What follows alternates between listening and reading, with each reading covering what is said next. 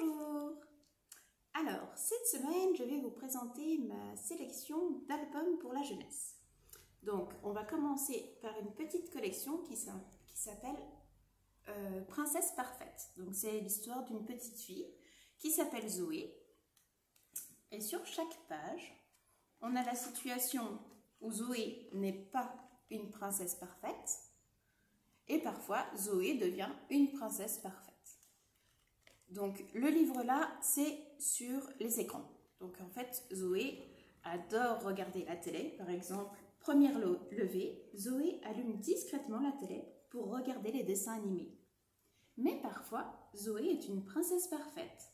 Le matin, elle le sait, pas de télé. Alors, pour s'occuper, elle prépare le petit déjeuner.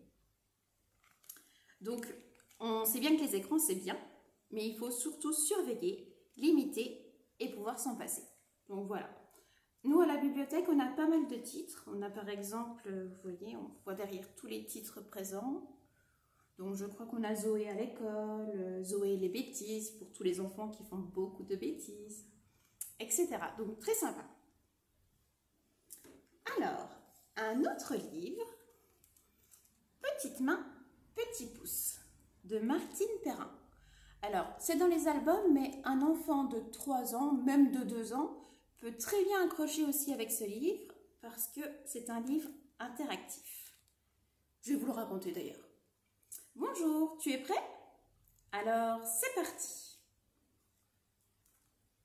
Pour commencer, pose ta main dans la boue. Moi, je ne suis pas dans le bon sens, hein, mais... Maintenant, mets tes 2 mains sur le tas de cailloux. Compte les fleurs des champs. Où sont les blanches? Dessine la coquille de l'escargot, tout doucement, sans lui faire peur.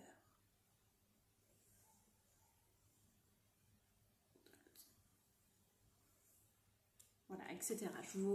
Je vous lis pas tout parce que c'est un beau livre à découvrir vous-même. Voilà, donc petite main, petit pouce. Alors, pour continuer dans la sélection, Petit poisson blanc compte jusqu'à 11 de Guido van Genechten. Je ne sais pas trop comment on prononce. Donc là, c'est un livre avec de très belles illustrations, je trouve.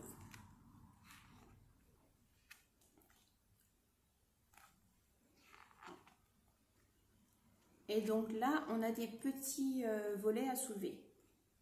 Alors par contre, ils sont un petit peu fragiles, ils sont en papier, donc c'est le seul petit bémol. Et du coup, là, l'enfant peut apprendre à compter aussi, par la même occasion, puisqu'il joue à cache-cache. Le petit poisson joue à cache-cache avec ses amis.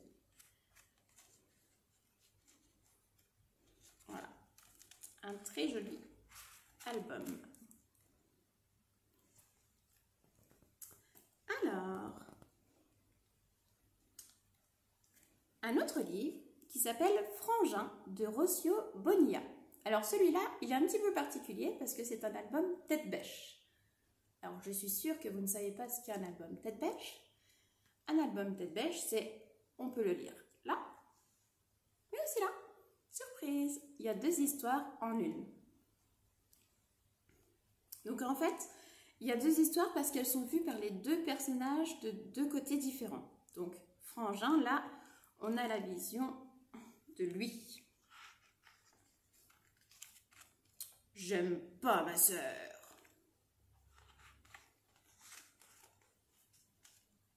Le lundi et le mercredi, après l'école, on rentre ensemble à la maison.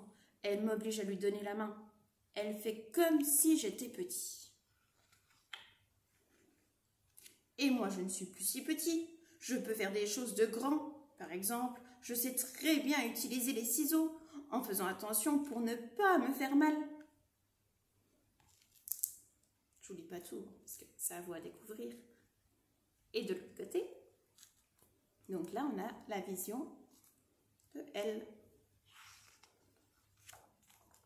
Je n'aime pas mon frère. Le lundi et le mercredi, après l'école, je dois le ramener à la maison. Je ne peux pas pas rester parler avec mes copines. Il touche toujours à mes affaires. Il casse tout.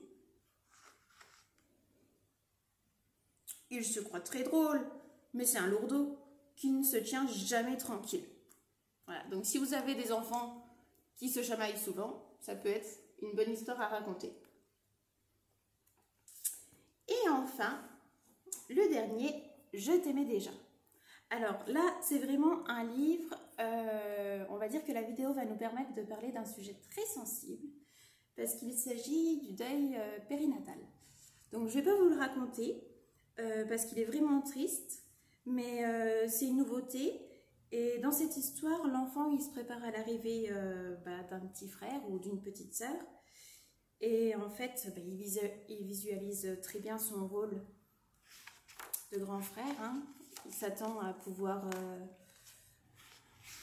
jouer avec lui, il lui fait des dessins pour sa chambre. Et finalement, les choses ne vont pas se passer comme prévu.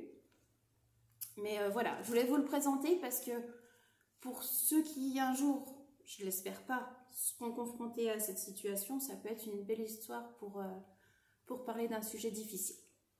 Voilà, donc, mais après c'est pour les personnes sensibles, je ne vous le conseille pas.